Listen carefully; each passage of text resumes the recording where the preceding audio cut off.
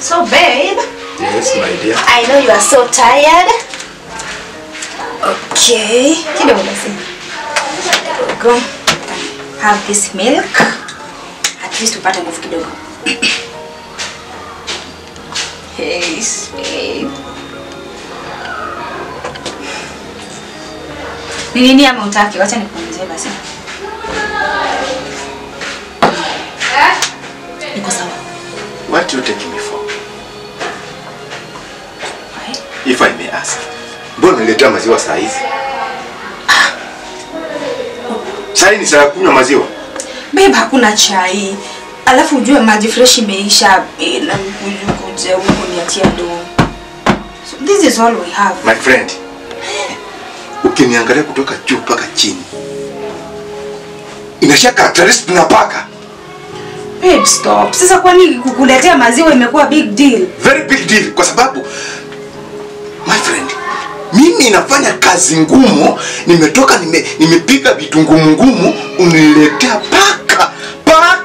Ndio maana nimekuletea maziwa ikufungue kifua, juu unajua unafanya kazi ngumu. Watu wanakunywaga hizi ziwafungue kifua. Nini ni sasa? Mbona uelewi? This is waste.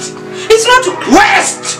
Sasa unapokuwa umeleta kipita tiste yenye inasisimua mwili. In fact, kesha futa niuliza, unaweza hakuna pesa maziwa? Hiyo pesa uliniachia iko inatosha. At least niachienge hata 500 ndo niweze kuplani vizuri, ndo nipike hata nyama hata siku moja. Poor planning. Sikiza, wanawake wengine huko wanajipanga na hiyo 100. Unajua hiyo ni dola. 100 ni dola. Kama usijipanga na dola, uko useless. Wewe mwenyewe ushasema economy ni mbaya. Unaniachia 100 bob. 100 bob ndo breakfast, lunch, supper.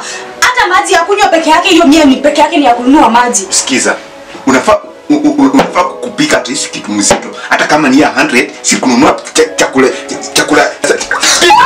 Bwana wako, si kuja ujinga kama hii. Nonsense.